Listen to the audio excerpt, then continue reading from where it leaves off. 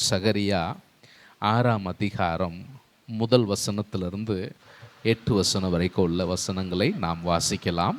நான் திரும்பவும் என் கண்களை ஏறெடுத்து, இதோ 2 பர்வதங்களின் நடுவாக புறப்பட்டு வருகிற 4 இரதங்களை கண்டேன். அந்த பர்வதங்கள் வெண்கல பர்வதங்களாயிருந்தன.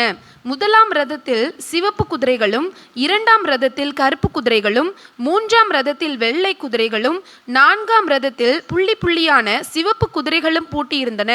நான் என்னோடே பேசின தூதனை நோக்கி, ஆண்டவனே, இவைகள் என்னவென்று கேட்டேன்.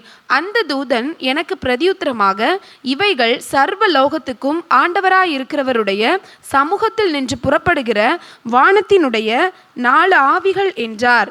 ஒன்றில் பூட்டப்பட்டிருந்த கருப்பு குதிரைகள் வட தேசத்துக்கு புறப்பட்டு போயின. வெண்மையான குதிரைகள் அவைகளின் பின்னாலே புறப்பட்டு போயின. புள்ளி புள்ளியான குதிரைகள் தென் தேசத்துக்கு புறப்பட்டு போயின. சிவப்பு குதிரைகளோ வென்றால் புறப்பட்டு போய் பூமியிலே சுற்றி திரியும்படி கேட்டுக்கொண்டன. அதற்கு அவர், போய் பூமியில் சுற்றி திரியுங்கள் என்றார். அப்படியே பூமியிலே சுற்றி திரிந்தன.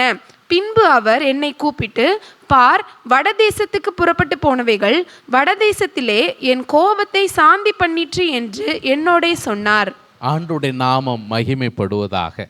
சகரியா தீர்க்கதரிசி ஒரே இரவில் 8 தரிசனங்களை கண்டார் அப்படிங்கிறத சொன்னோம். அவர் கண்ட 8வது தரிசனத்தை இன்றைக்கு நாம் பார்க்கிறோம். இந்த அதிகாரம் முழுவதும் அந்த 8வது தரிசனம் இருக்கிறது. ஆனால் இந்த 8வது தரிசனத்தை நம்ம 2 பிரிவாக பிரித்து இந்த வாரம் அதனுடைய ஒரு பகுதியும், அடுத்த வாரத்தில் அதனுடைய 2வது பகுதியும் நம்ம என்ன செய்ய போகிறோம், பேச போகிறோம். இதற்கு முன்பதாக அவர் கண்ட முதல் 3 தரிசனங்களில் அவருடைய முக்கியமான செய்தி, தேவன் அந்த தரிசனங்களின் வழியாக தம்முடைய ஜனத்துக்கு சொன்ன முக்கியமான செய்தி என்னன்னா, நீங்கள் என்னிடத்தில் திரும்புங்கள், நான் உங்களிடத்தில் திரும்புவேன். மனதுருக்கத்தோடு கூட, வைராகியத்தோடு கூட தம்முடைய ஜனத்தினிடத்தில் தேவன் திரும்புகிறார் அப்படிங்கிறது தான் முதல் 3 தரிசனங்களின் செய்தி. 4வது 5வது தரிசனங்களின் செய்தி என்னன்னா, தலைவர்கள் ஆயத்தப்படுத்தப்படுகிறது மாத்திரமல்லாமல் அந்த தலைவர்களை வைத்தே நான் என்னுடைய வேலையை செய்து முடிப்பேன் என்பதை சொல்லுகிறத நம்ம பார்க்க முடிந்தது. 6வது 7வது தரிசனத்தில் அக்கிரமத்தை நீக்கி அந்த அக்கிரமம் வேறொரு இடத்துல, அது துவங்கின ஸ்தானத்திற்கே திரும்பி அனுப்பப்படுகிறது அப்படிங்கிறது நம்ம பார்த்தோம். இப்போ 8வது தரிசனம் யூதாவுக்கு எதிராக செயல்பட்டு யூதாவை அழித்து போட்ட தேசங்களுக்கு எதிராக தேவன் கொண்டு வருகிற நியாய தீர்ப்பை சொல்லுகிற ஒரு தரிசனம். இந்த தரிசனங்கள் எல்லாவற்றும் மையத்திலும் இருக்கக்கூடிய ஒரு கருத்து என்னன்னு கேட்டிங்கன்னா, 1ஆம் அதிகாரம் 13வது வசனம். 1:13 என்ன சொல்லுகிறது? அந்த வசனத்தினுடைய பின்பகுதியில் சொல்லி இருக்கிறது, இந்த தரிசன காட்சிகள் அனைத்தினுடைய நோக்கம் என்ன அப்படின்னு கேட்டால், அவர் யூதாவுக்கு நல்வார்த்தைகளையும் ஆறுதலான வார்த்தைகளையும் பிரதியுத்தரமாக சொன்னார். அப்போ இந்த 8 தரிசனங்களின் நோக்கமும் என்னன்னு கேட்டா, தம்முடைய ஜனத்திற்கு நல்ல வார்த்தை. சொல்லுங்க, என்ன வார்த்தை? நல்ல வார்த்தை. தம்முடைய ஜனத்துக்கு என்ன வார்த்தை? ஆறுதலான வார்த்தை. நம் ஆண்டவர் நம்மோடு பேசுகிற அனைத்துமே நல்ல வார்த்தை தான். அல்லேலூயா. தேவன் தம்முடைய சமூகத்திலிருந்து நமக்கு கற்றுக் கொடுக்கிற அனைத்துமே நல்வார்த்தைகள், நம்மை ஆறுதல் படுத்தக்கூடிய வார்த்தைகள், நம்மை உருவாக்கக்கூடிய வார்த்தைகள். அப்போ யூதாவிற்கு இதை அவர் சொல்லுகிறார் அப்படிங்கிற அப்போ நம்ம மறுபடியும் அந்த 8ஆம் தரிசனத்தை பார்க்கும் பொழுது, இஸ்ரவேலை துன்பப்படுத்தின தேசங்கள் மேலே ஆண்டவர் கொண்டு வரக்கூடிய நியாய தீர்ப்பை விளக்குகிற தரிசனம். இந்த தரிசனத்தில் இந்த முதல் பகுதியில் நான் மையமாக வைக்கக்கூடிய ஒரு வார்த்தை என்னென்னா, இதே வார்த்தை அவர் ஏற்கனவே இந்த அதிகாரத்தில், அதாவது இந்த புஸ்தகத்தில் பயன்படுத்தி இருக்கிறார். அதில் அவர் சொல்லக்கூடிய ஒரு வார்த்தை ரொம்ப முக்கியமான வார்த்தைன்னு கேட்டால், அந்த 6ஆம் அதிகாரம் 5வது வசனத்தில் சர்வலோகத்திற்கும் ஆண்டவராய் இருக்கிறவர். ஒரு ஆமென் சொல்லுங்க. நம்ம ஆண்டவர் யாருங்க சொல்லுங்க? அதாவது ஏதோ ஒரு குறிப்பிட்ட பகுதிக்கு அவர் ஆண்டவர் அல்ல, முழு உலகத்திற்கும் அவர் ஆண்டவராய் இருக்கிறார். அந்த குறிப்பிட்ட தேசம் அவரை ஏற்றுக்கொண்டாலும் சரி, அவரை புறந்தள்ளினாலும் சரி, அவர் எல்லாவற்றுக்கும் யாரா இருக்கிறார்? ஆண்டவராக இருக்கிறார். இதை நம்ம மறந்து போயிடக்கூடாது. சரி, இப்போ இந்த அதிகாரம் என்ன சொல்லுகிறது? இந்த 8வது தரிசனம் என்ன சொல்லுகிறது? வசனத்தில் 2 பர்வதங்கள் சொல்லப்பட்டிருக்கு. என்னதுங்க பர்வதம்னா? என்னது? மலைகள். 2 மலைகளை குறித்து நம்ம வாசிக்கிறோம். இந்த பர்வதங்கள் எப்படிப்பட்ட பர்வதங்கள்னா, வெண்கல பர்வதம். அதாவது யூதா, எருசலேம் அந்த பகுதியெல்லாம் பார்த்தீங்கன்னா, அங்கே இருக்கக்கூடிய பாறைகள், மலைப்பாறைகள் சுண்ணாம்பு பாறைகள், வெண்கல பாறைகள் கிடையாது. அப்போ ஏன் இது வெண்கல பாறை அப்படின்ட்டு சொல்கிறாங்க அப்படிங்கிறது ஒரு முக்கியமான ஒரு கேள்வியாக இருக்கிறது. அதுக்கு முன்னால் ஆண்டவர் தம்முடைய ஜனத்தோடு இடைப்படுகிற வேளையில் பழைய ஏற்பாட்டில் பர்வதங்களோடு கூட தொடர்புடைய பல வார்த்தைகளை நம்ம என்ன செய்கிறோம்? பார்க்க முடிகிறது. சங்கீதத்தில் நம்ம எல்லாருக்கும் தெரிஞ்ச ஒரு வசனம், எனக்கு ஒத்தாசை வரும் பர்வதங்களுக்கு நேராக என் கண்களை ஏறெடுக்கிறேன், வானத்தையும் பூமியையும் உண்டாக்கின கர்த்தரிடத்திலிருந்து எனக்கு ஒத்தாசை வரும் அப்படிங்கிறத நாம் வாசிக்கிறோம். அதாவது பர்வதம் அப்படின்னு சொல்லும்போது நாம் என்ன சொல்ல வரோம்னு சொன்னால், அது ஒரு உயர் ஸ்தலம், அது ஒரு மேன்மையான ஒரு இடம். அதாவது இன்றைக்கு மக்கள் நம்புகிறது போல ஏதோ ஒரு மலையில் போய் நாம் கடவுளை தேட வேண்டும், கடவுளை வழிபட வேண்டும் என்பது நம்முடைய நம்பிக்கை இல்லை. வேதம் சொல்லுகிறது கர்த்தர் எங்கும் இருக்கிறார், அவருடைய பிரசன்னம் இல்லாத இடமே இல்லை, அவரை தொழுது கொள்ளுகிறவர்கள் எங்கும் தொழுது கொள்ளலாம், அப்படிதான் வேதம் சொல்லுகிறது. ஆனால் பழைய ஏற்பாட்டில் இந்த சில பகுதிகளை ஆண்டவர் தெரிந்தெடுத்து தம்மை வெளிப்படுத்தும்படியாக, இடைப்படும்படியாய் சில முக்கியமான பகுதிகளை அவர் என்ன செஞ்சுக்கிட்டார்? தெரிஞ்சுக்கிட்டார் அப்படிங்கிறத சொல்ல முடியும். உதாரணத்துக்கு சொல்லுவோன்னா, ஆபிரகாம் தன்னுடைய குமாரனை பலி செலுத்தும்படி ஆண்டவர் எங்கே போக சொன்னார்? ஒரு மலைக்கு போக சொன்னார். இவரும் 3 நாள் பிரயாணம் பண்ணி அந்த மலைக்கு போய் தன்னுடைய குமாரனை பலி செலுத்தினார். மோசே எடுத்துக்கோங்க. மோசே அந்த முட்செடி எரிந்து கொண்டிருந்தும் கருகாம இருக்கிறதே, இந்த அதிசய காட்சியை கிட்ட போய் பார்ப்பேன்னு சொல்லி பார்க்க போனாரே, அது எங்க? அதுவும் பர்வதம் தான். இஸ்ரவேல் ஜனங்கள் 10 கட்டளைகளை பெற்றுக்கொண்டது அதுவும் ஒரு மலையிலிருந்து தான் அந்த சத்தம் வந்தது. இந்த இஸ்ரவேல் ஜனத்திற்கான நியாயப்பிரமாணம் அனைத்தையும் பெற்றுக்கொள்ளுகிறதற்கான எல்லா அறிவுரைகளும், எல்லா வழி நடத்துதலும் அவர் எங்க தான் பெற்றுக்கிட்டார்? 40 நாள் உபவாசத்திலிருந்து அவரோடு கூட தனித்திருந்து எங்கிருந்து தான் பெற்றுக்கொண்டார்? மலையிலிருந்து தான் பெற்றுக்கொண்டார். இப்படி சொல்லிட்டே போகலாம். எலியா தீர்க்கதரிசி,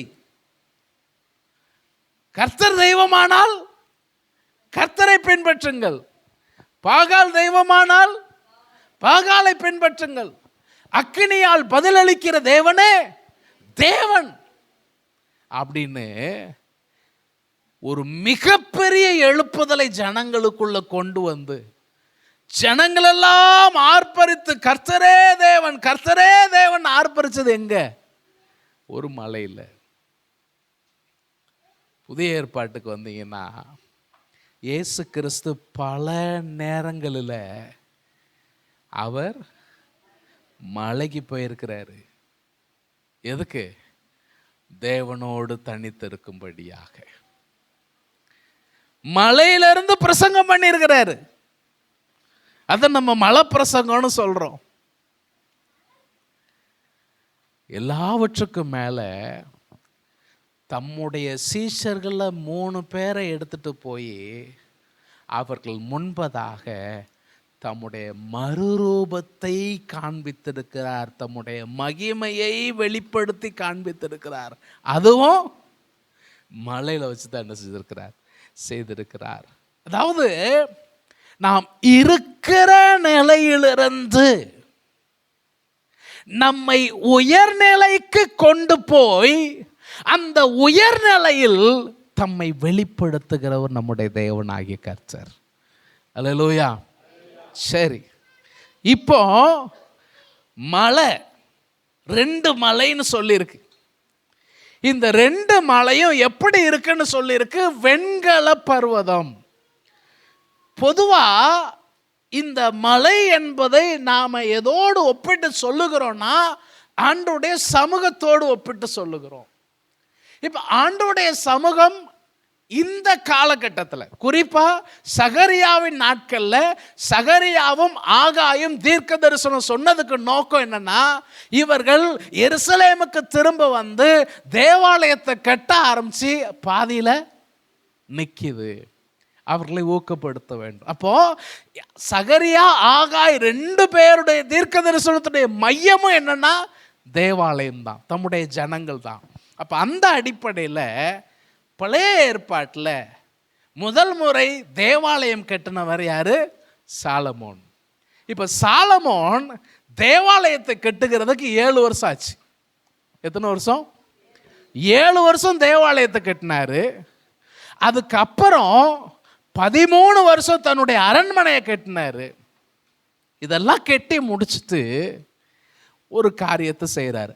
தேவாலயத்தினுடைய நடையில 2 பெரிய வெண்கல தூண்களை நிறுவுகிறார். முழுக்க முழுக்க வெண்கலத்தால் செய்யப்பட்ட தூண்கள். 1 ராஜாக்கள் 7ஆம் அதிகாரம். அதில் 13வது வசனத்துலேருந்தே சொல்லியிருக்கு, நம்ம அவ்வளவும் வாசிக்க வேண்டாம். அந்த 7ஆம் அதிகாரத்தில் 21வது வசனத்தை மட்டும் பாருங்க. அந்த தூண்களை தேவாலய வாசல் மண்டபத்தில் நிறுத்தினான். தேவாலய வாசல் மண்டபத்தில் நிறுத்தினான். அந்த தூணை பற்றின டீட்டெயிலாம் 13லேருந்து 21 வரைக்கும் சொல்லியிருக்கு. அதை நீங்கள் குறிச்சிக்கோங்க, வீட்டில் போய் வாசிங்க. இப்போ நாம் அந்த தூண்களை நிறுத்துறாரு. வெண்கல தூண். வெண்கலம் என்பது எதை குறிக்குன்னு சொன்னால் உறுதித்தன்மையை குறிக்கிறது. அது எவ்வளவு பெரிய ஹீட்டையும் என்ன செய்யும்? தாங்கும். வெண்கலம் உறுதித்தன்மையை மாத்திரம் குறிக்கவில்லை, நியாய தீர்ப்பையும் குறிக்கிறது. சரி, இப்போ அந்த தூணை நிறுத்திட்டான். அந்த தூண் வலதுபுறத்துல நிறுத்தின தூணுக்கு என்ன பேர் யாகீன் என்றும், எல்லாரும் சொல்லுங்க, யாகீன். என்னது யாகீன்? யாகீன் அப்படின்னா என்னது? கர்த்தரே நிலைநாட்டுகிறவர். யாகீன்கிற பேருக்கு அர்த்தம் என்னது? கர்த்தரே நிலைநாட்டுகிறவர். வேற வார்த்தை சொல்லணும்னா கர்த்தர் என்னை உறுதிப்படுத்துகிறவர், ஸ்திரப்படுத்துகிறவர். ஒரு ஆமென் சொல்லுங்க. அவர் யாருங்க? ஸ்திரப்படுத்துகிறவர் அல்லது உறுதிப்படுத்துகிறவர். ஆச்சா, இன்னொரு பேர் என்ன? அதுக்கு அர்த்தம் என்ன? தேவனே பலப்படுத்துகிறவர் அல்லது என்னுடைய பலம் தேவனுக்குள் இருக்கிறது. எத்தனை பேர் சொல்ல முடியும் நம்பிக்கையோட? என் பலம் எங்கே தான் இருக்குங்க? என் பலம் என் மாம்சத்தில் இல்லை, என் பலம் நான் என்னையே சார்ந்து கொண்டு நான் பலசாலி என்று சொல்லுகிறதற்கு இல்லை. எதை தான் சார்ந்திருக்கு? எனக்கு இதை வாசிக்கும் பொழுது நீங்கள் 1 ராஜாக்கள் 1வது 2வது அதிகாரத்தை வீட்டில் போய் வாசிங்க. அங்கே போனால் நம்ம திரும்ப நம்முடைய பகுதிக்கு வர முடியாது. அங்கே என்ன நடக்குன்னா, சாலமோன் அரசன் ஆகிறதற்கு முன்னால இன்னொருவன், அதாவது தகப்பன் படுத்த படுக்கையில் இருக்கிறார், வியாதிப்பட்டு இருக்கிறார். அரசர் வியாதிப்பட்டு இருக்கிற நேரத்தில் சூழ்ச்சியின் மூலமா இன்னொரு நபர் அரசனாக முயற்சி செய்கிறான். அந்த முயற்சி எவ்விதமாக தவிர்க்கப்படுகிறது? அந்த முயற்சி மாத்திரம் பழித்திருந்தால் சாலமோன் மண்ணோட மண்ணா போயிருப்பார். சாலமோன் உயிரோடவே இருந்திருக்க முடியாது. அப்போ உறுதியற்ற நிலையில் இருந்த ஒரு மனுஷனை தேவன் அரசனாக்கினது மாத்திரமல்லாமல் அவனுடைய ராஜ்யபாரத்தை உறுதிப்படுத்தி அவனை பலப்படுத்தியவர் நம்முடைய தேவனாகிய கர்த்தர். அல்லேலூயா. இன்றைக்கு நான் கர்த்தருடைய வார்த்தையை உங்களுக்கு சொல்லுகிறேன். உங்க வாழ்க்கைக்கு விரோதமாய் எத்தனை சூழ்ச்சிகள் வந்தாலும், உங்களை அவமானப்படுத்தும்படியாக அல்லது உங்களை ஒழித்து போடும்படியாக, அழித்து போடும்படியாக உங்களுக்கு விரோதமாக எத்தனை கிரியைகள் நடக்கப்பட்டாலும், உங்களோடு இருந்து உங்களை பலப்படுத்துகிற தேவனாகிய கர்த்தரை நீங்கள் சார்ந்து கொண்டீர்களானால் எந்த இடத்துல நிலை நிற்க முடியாதுன்னு நினைக்கிறீங்களோ அந்த இடத்துல உங்களை உறுதிப்படுத்துகிறதற்கு என் தேவனாகிய கர்த்தர் போதுமானவராக இருக்கிறார். கரங்களை தட்டி கர்த்தருடைய நாமத்தை மகிமைப்படுத்தலாம். நம் ஆண்டவர் நல்லவர். அவர் நம்மை உறுதிப்படுத்துகிறவர், நம்மை ஸ்திரப்படுத்துகிறவர். இப்போ அந்த மலை வெண்கலமாக இருந்துச்சு. இப்போ செருபாபேல் கட்டுற ஆலயத்தில் இவ்வளவு பெரிய ஆடம்பரமான செயலாம் செய்ய முடியாது. அவங்களுக்கு அந்த பண வசதிகள்லாம் இல்லை. அதனால இவர் தூணுக்கு பதிலாக என்னதான் சொல்றாரு? பர்வதத்தையே என்னன்னு சொல்றாரு? வெண்கல பர்வதம் அப்படின்னு அவர் சொல்லுகிறதை நாம் பார்க்க முடிகிறது. சரி, இப்போ அந்த வெண்கலம் அப்படிங்கிறது நான் சொன்னேன் தேவனுடைய சிட்சையின் அடையாளம்னு சொன்னேன். நீங்கள் பழைய ஏற்பாட்டில் வசனங்களை நாம் எடுக்க வேண்டாம். ஆண்டவர் மோசேக்கு பலிபீடம் கட்டும் பொழுது எப்படி பலிபீடம் கட்ட சொன்னார்? வெண்கலத்தில் பலிபீடம் கட்ட சொன்னார்.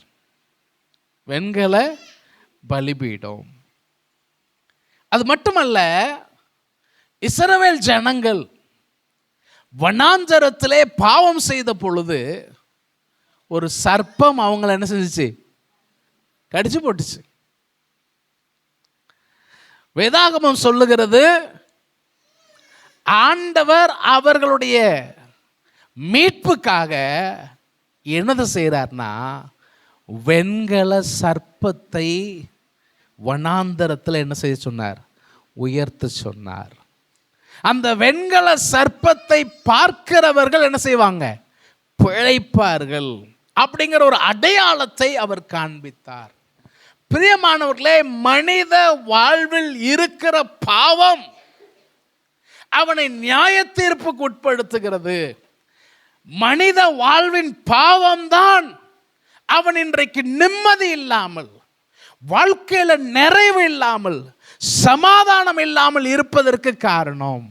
அந்த பாவத்தை போக்கும்படியாக நம் இரட்சகராகிய இயேசு கிறிஸ்து வானத்துக்கும் பூமிக்கும் நடுவே சிலுவையிலே தொங்கினார். அவரை நோக்கி பார்க்கிறவர்கள் பிழைத்து கொள்ளுவார்கள். அவருடைய தியாக பலியை ஏற்றுக்கொள்ளுகிறவர்கள் பிழைத்து கொள்வார்கள். சரி, அப்போ வெண்கல பலிபீடம், வெண்கல சர்ப்பம், இன்னும் நிறைய சொல்லலாம். புதிய ஏற்பாட்டில் யோவானுக்கு இயேசு கிறிஸ்து தம்மை வெளிப்படுத்தும் பொழுது அவருடைய பாதங்களை குறித்து வெளிப்படுத்தல சொல்லி இருக்கிறது, அவருடைய பாதம் வெண்கல பாதமாக இருந்தது. வெண்கல பாதங்களை உடையவராக அவர் வெளிப்படுகிறார். அப்போ இதெல்லாம் எதை சொல்லுகிறது? தேவன் நியாயம் தீர்க்க ஆயத்தமானார் என்பதை அது என்ன செய்கிறது? காண்பிக்கிறது. சரி, இப்போ 2 மலை வெண்கலம். இப்போ அந்த மலையிலிருந்து என்ன செய்யுது? 4 ரதங்கள். என்னது? 4 ரதங்கள். ஒருவேளை சகரியா இந்த காலத்துல இருந்து தரிசனம் கண்டிருந்தாருன்னா என்னதை பார்த்துருப்பாரு? வார்ப்பில் என்ன பார்த்துருப்பார் இல்லையா? இல்லை இப்போ உள்ள டெக்னாலஜி படி பார்த்தா ட்ரோன்ஸ் பார்த்துருப்பார் இல்லையா? அது உள்ள போய் என்ன செய்யுது? அடிக்கி. இப்போ 4 ரதங்களை பார்க்கிறார். அநேக காலத்துல அவங்களுக்கு ரதம் அப்படின்னா என்னன்னு தெரியும்? யுத்தம்,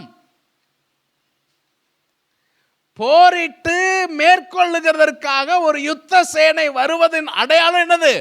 ரதம். இப்போ 4 ரதங்கள். இந்த தீர்க்க தரிசனத்தில் 4ங்கிற வார்த்தை அடிக்கடி அதை நீங்கள் கவனிச்சிருப்பீங்களான்னு தெரில. அதிகாரத்தில் 8வது வசனத்தில் 4 குதிரைகள் பற்றி சொல்லியிருக்கு. அதிகாரம் 18வது வசனத்தில் 4 கொம்புகளை பற்றி பேசியிருக்கு. அதிகாரம் 20வது வசனத்தில் 4 தொழிலாளிகளை பற்றி பேசியிருக்கு. 2வது அதிகாரம் 6வது வசனத்தில் 4 திசைகளை பற்றி பேசியிருக்கிறது. இங்கே 4 ரதங்கள். இப்போ ஒரு சில பரிசுத்தவான்கள் இதில் சொல்லியிருக்கிற 4 ரதங்களை வெளிப்படுத்தின விசேஷத்தில் 6ஆம் அதிகாரத்தில் 8 வசனங்களில் உடைக்கப்படுகிற 4 முத்திரைகளோடு கூட ஒப்பிட்டு சொல்றாங்க. அங்கேயும் 4 குதிரைகள் இருக்கிறத பார்க்க முடிகிறது. நாம வெளிப்படுத்தின விசேஷம் 6ஆம் அதிகாரத்தில் குதிரை வெள்ளை நிற குதிரையாக சொல்லப்பட்டிருக்கிறது. 2வது சிவப்பு குதிரை, 3வது கருப்பு குதிரை, 4வது மங்கின நிறமுள்ள குதிரை. வெள்ளை குதிரையை குறித்து சொல்லும் பொழுது அங்கே ஜெயத்தை குறிக்கும்படியா வருது.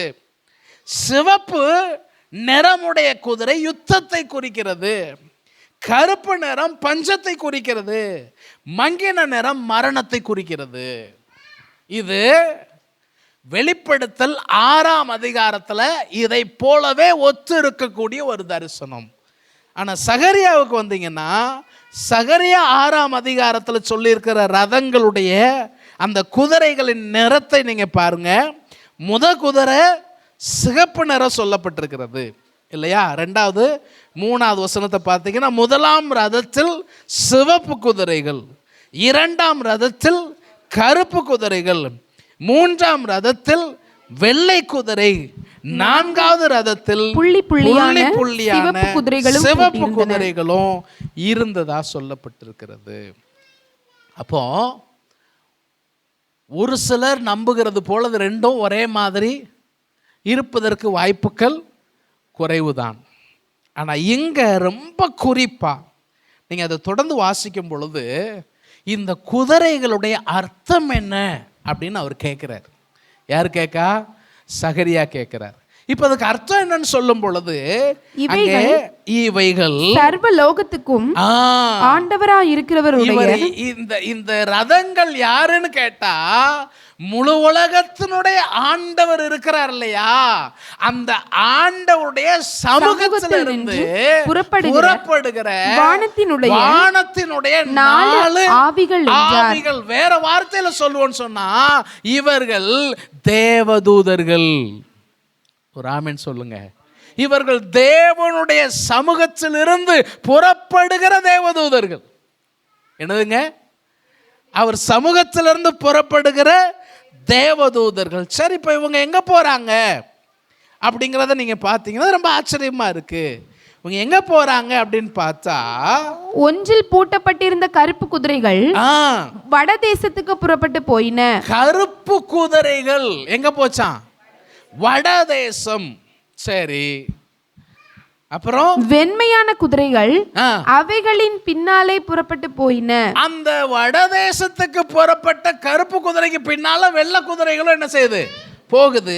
அப்புறம் புள்ளி புள்ளியான குதிரைகள் தென் தேசத்துக்கு புறப்பட்டு போயின. ஓகே, இப்போ ரெண்டே திசை தான் சொல்றாங்க. இப்போ பாலஸ்தீன பகுதியில் ஒரு குதிரை அல்லது ரெண்டு குதிரைகள் எங்க போகுது? ரெண்டு ரதங்கள் வட பகுதி போகுது, ஒரு ரதம் தென் பகுதிக்கு போகுது. ஏன் கிழக்கையும் மேக்கையும் போல?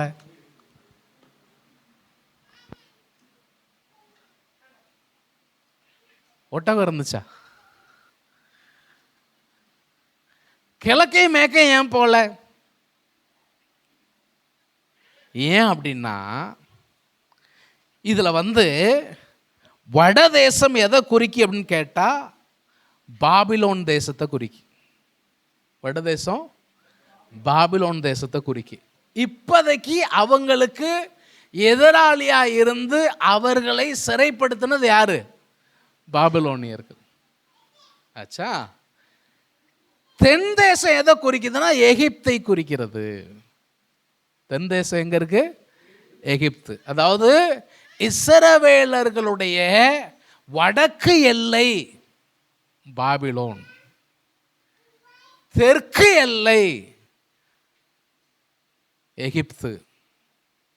ஆனா இஸ்ரவேலுடைய மற்ற பகுதிகள் குறிப்பிடப்படாததுக்கு காரணம் என்னன்னா, இஸ்ரவேலுடைய மேற்கு பகுதியில் கடல் இருக்கு, மத்திய தரை கடல், மெடிட்டரேனியன் அப்படின்னு சொல்லுவாங்க.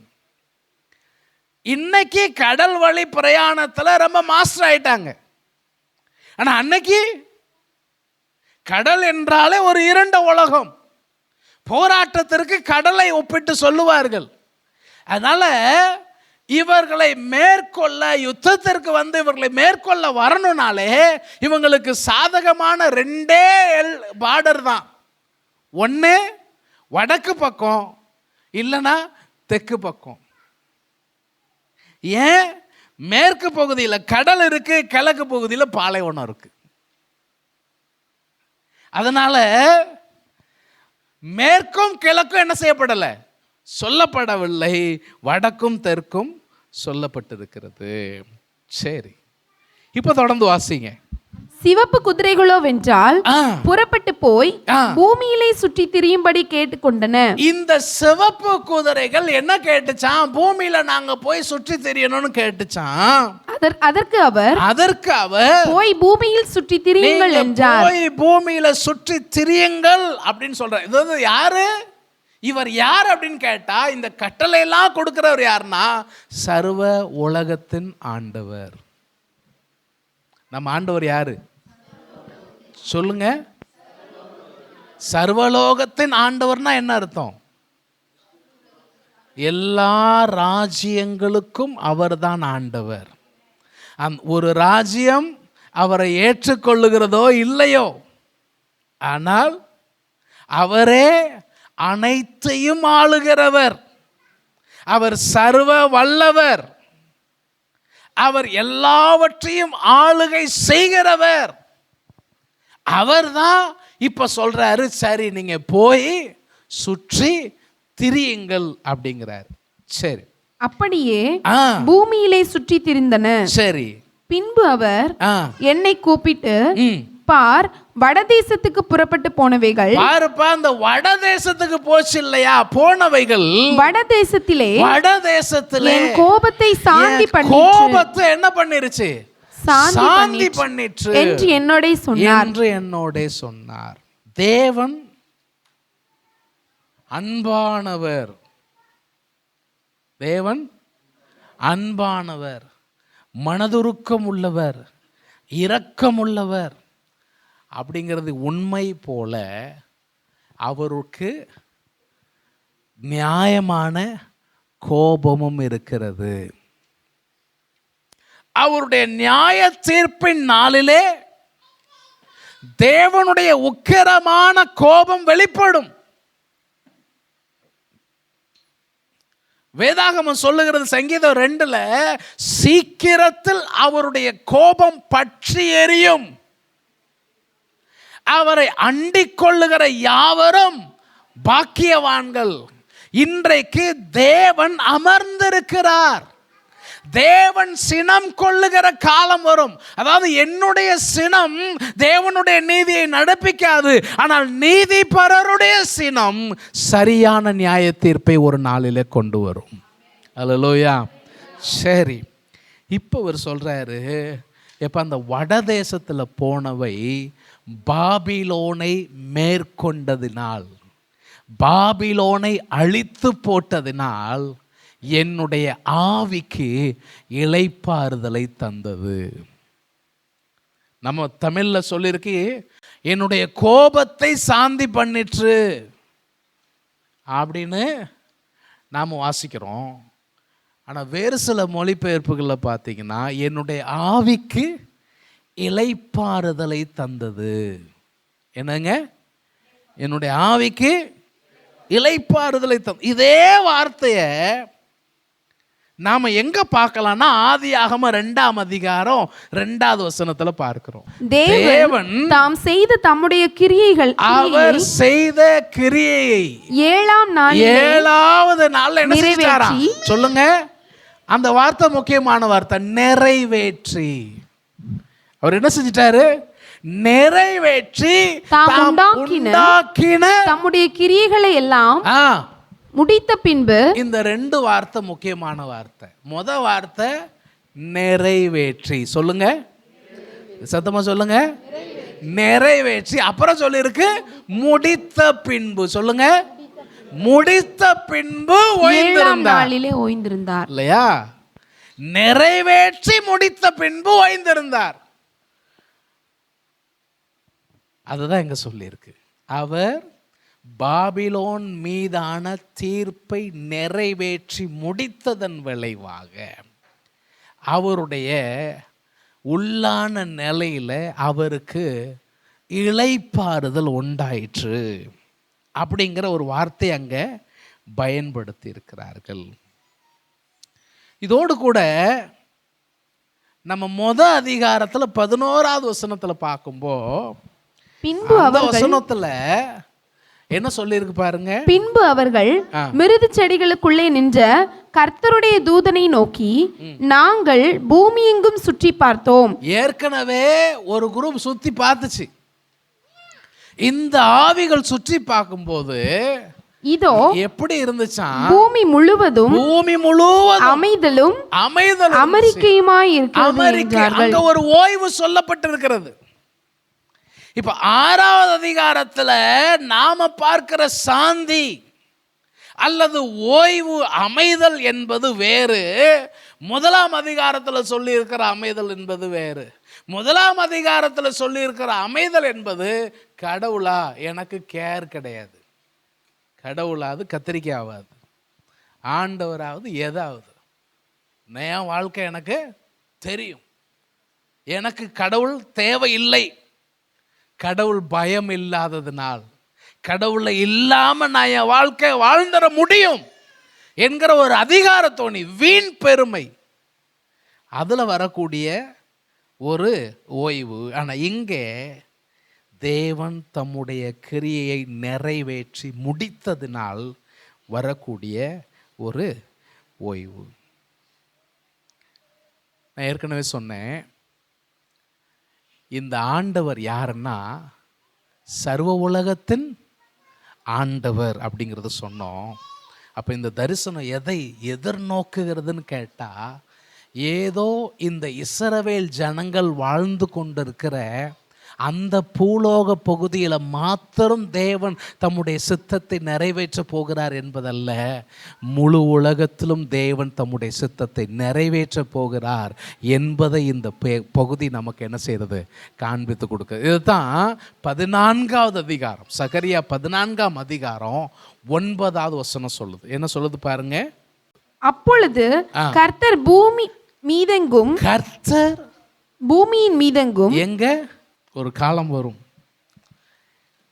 இப்பவும் அவர் தான் அரசாட்சி செய்கிறார், ஆனால் துரைத்தனங்களும் மற்ற அதிகாரங்களும் அவருக்கு விரோதமான நிலையில் அவரை ஏற்றுக்கொள்ளாதது இருக்கு. முழு உலகமும் ஆண்டவரை சொந்த ரட்சகர் ஆண்டவரை என்ன செய்யல, ஏற்றுக்கொள்ளவில்லை. ஆனால் ஒரு காலம் வரும், அப்பொழுது அவர் எல்லாவற்றையும் அடக்கி பூமியின் மீது எங்கும் ராஜாவா இருப்பார். அந்நாளில் ஒரே கர்த்தர் இருப்பார், வேறு ஆளுகை என்பது இருக்காது. ஒரே கர்த்தர் இருப்பார், அவருடைய நாமமும் ஒன்றாயிருக்கும். அல்லேலூயா. இன்றைக்கு நாம அந்த சக்தியை நம்முடைய தரிசனங்களில் அல்ல, நம்முடைய விசுவாசத்தில் அனுபவிக்கிறோம். முழுமையாக அது இன்னும் வரல, ஆனால் அது வருகிறதற்கு முன்னமே அது என்னுடைய உள்ளத்தில் வந்திருக்கிறது என்று நம்பி, அந்த நம்பிக்கையோட நாம் கர்த்தருடைய பிள்ளைகளாய், அந்த ராஜ்யத்தின் பிள்ளைகளாய் நாம் நடந்து கொண்டிருக்கிறோம். ஒரு நாளிலே எல்லோரும் காண்கிற விதத்தில் வெளிப்படையாக அது வரப்போகிறது என்பதைத்தான் இந்த தீர்க்கதரிசி நமக்கு என்ன செய்கிறாரு, ஞாபகப்படுத்துகிறார். பிரியமானவர்களே, இயேசு கிறிஸ்து இந்த பூமிக்கு வந்தப்போ அவர் என்ன சொல்லிட்டு வந்தார்? அவர் நற்செய்தி அறிவித்தார் இல்லையா? அவர் அறிவித்த நற்செய்தி என்னது? மனம் திரும்புங்கள், பரலோக ராஜ்யம். வேறு வார்த்தையில் சொல்லுவோன்னு சொன்னால் அவர் ராஜ்யத்தை பிரசங்கித்தார். எதை பிரசங்கித்தார்? இறைவனுடைய அரசாங்கம், ராஜ்யம். அப்போ நீங்களும் நானும் யாரு? அந்த ராஜ்யத்தின் பிரஜைகள். அந்த ராஜ்யம் எங்க இருக்கு? என் உள்ளத்தில் இருக்கிறது. அந்த ராஜ்யம் எப்படி வெளிப்படுகிறது? என்னுடைய வாழ்க்கையின் மூலமாக வெளிப்படுகிறது. அதான் மத்தேயு 5, 6, 7. ஆவியிலே எளிமை உள்ளவர்கள் பாக்கியவான்கள், பரலோக ராஜ்யம் அவர்களுடையது. அப்படியே வரிசையா நீங்க பாருங்க. அதில் கீழே சொல்லி இருக்கிறது, நீங்கள் உலகத்திற்கு வெளிச்சமா இருக்கிறீர்கள். மலை மேல் இருக்கிற பட்டணம் மறைந்திருக்க மாட்டாது. உங்களில் எவன் ஒருவன் விளக்கை கொளுத்தி டேபிளுக்கு கீழே வைப்பான்? வைக்க மாட்டானே. விளக்கை கொளுத்தி எங்க வைப்பாங்க? அதை விளக்கு தண்டின் மேல் ஏற்றுவார்கள். ஏன்? அப்படின்னாதான் வீடு முழுவதும் வெளிச்சமாயிருக்கும்.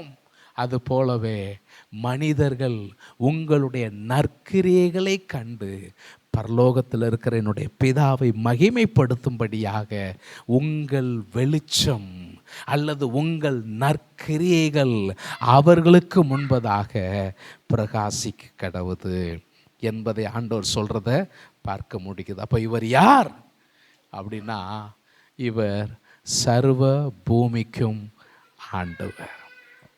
உங்களுடைய என்னுடைய ஆண்டவர் எதுக்கெல்லாம் ஆண்டவர்? சர்வ பூமிக்கும் ஆண்டவர். ஏசாயா 54ஆம் அதிகாரம் 5வது வசனம் ரொம்ப அழகான ஒரு வசனம். அந்த வசனம் விதமாக சொல்லுகிறது, உன் சிருஷ்டிகரே உன் நாயகர், சேனைகளின் கர்த்தர் என்பது அவருடைய நாமம், இஸ்ரவேலின் பரிசுத்தர் உன் மீட்பர், அவர் சர்வ பூமியின் தேவன் என்னப்படுவார். தேவன். அவர் ஏதோ ஒரு குறிப்பிட்ட சொல்லுவாங்க பாருங்க, எங்களுக்கு குல தெய்வம். நான் சொல்றேன், நம் தேவனாகிய கர்த்தர் மனித குலத்தின் தேவன். ஏதோ ஒரு குக்கிராமத்தில் இருக்கக்கூடிய ஏதோ ஒரு சிறிய இடத்துல இருக்கக்கூடிய ஒரு ராஜ்யத்தின் தேவன் அல்ல. அவர் முழு மனுக்குலத்தின் தேவனாகிய கர்த்தர். அவர் தான் உன்னுடைய நாயகர். அவருக்கு பேர் சேனைகளின் கர்த்தர்.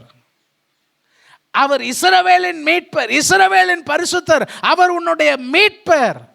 அவர் சர்வ பூமியின் தேவன், சர்வ பூமியின் தேவன். இப்போ அந்த சர்வ பூமியின் தேவனுடைய பிள்ளைகள், அந்த சர்வ பூமியின் தேவனுடைய பிரஜைகளாய் வாழ்கிறவர்கள் அதை தங்களுடைய வாழ்க்கையின் மூலமாக வெளிப்படுத்தி அவருக்கு சாட்சிகளாய் வாழணும். நமக்கு பக்கத்தில் இருக்கிறவங்களுக்கு என்ன தெரியணும்? நாம ராஜாவுனுடைய பிரஜைகள், சர்வ பூமியின் ஆண்டவரை வணங்குகிறவர்கள். யோனா தீர்க்கதரிசி வேற ரூட்ல போயிட்டார். ஆனால் ஆண்டவர் என்னத்தை அனுப்புனாரு? காற்றை அனுப்புனார். கடல் கொந்தளிக்குது. கப்பலில் இருக்கிற எல்லா பொருளையும் தூக்கி போட்டு பார்க்காங்க. ஆனால் அரவரம் அமரவில்லை. கடைசியில் சீட்டு போட்டு குலுக்கி பார்த்தா யோனா பேர் வந்துருச்சு. யோனாவை தட்டி எழுப்பி விசாரிக்கிறாங்க. நீ சொல்லு, உன் தொழில் என்ன? நீ எங்கேருந்து வார? உன் தேசம் என்ன? நீ என்ன ஜாதியான்? இதை விசாரிக்கும்போ அதற்கு அவன், நான் எபிரேயன். நான் யாரு? சத்தமா சொல்லுங்க. நான் எபிரேயன். சமுத்திரத்தையும் நல்ல கவனிங்க. நான் யாரு? சமுத்திரத்தையும் பூமியையும் உண்டாக்கின பரலோகத்தின் தேவனாகிய தேவனுக்கு பேர் என்னது? இவர் எதெல்லாம் உண்டாக்கி இருக்கிறாரு? சமுத்திரத்தையும் அவர் தான் உண்டாக்கி இருக்கிறாரு, பூமியையும் அவர் தான் உண்டாக்கி இருக்கிறாரு.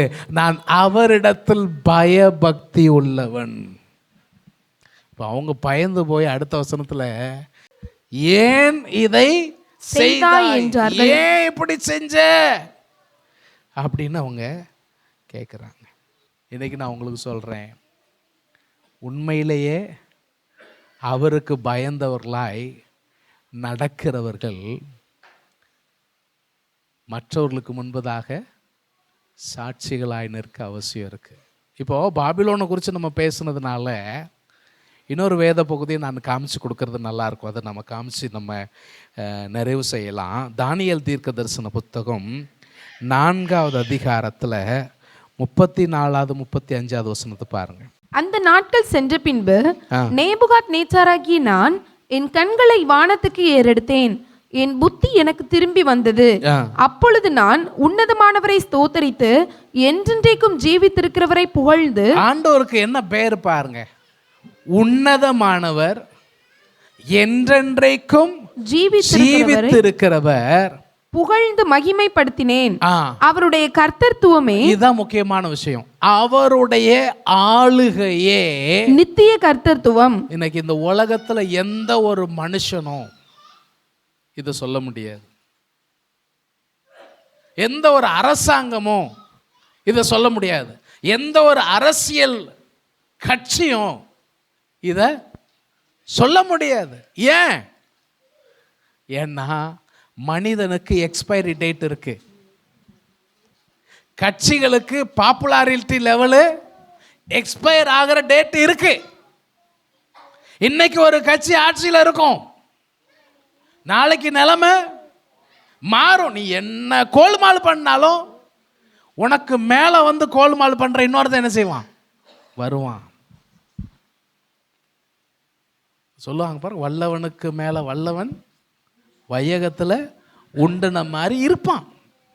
நடக்கும். ஆனால் நம் ஆண்டவருடைய கர்த்தத்துவமே, இதை யார் சொன்னா தெரியுமா? தானியேல் சொல்லலை. இதை யார் சொல்றா? நேபுகாத் நேச்சார் என்கிற புறஜாதி மன்னன் சொல்றான். கர்த்தருடைய கர்த்தத்துவமே நித்திய கர்த்தத்துவம், அவருடைய ராஜ்யமே தலைமுறையாக நிற்கும்.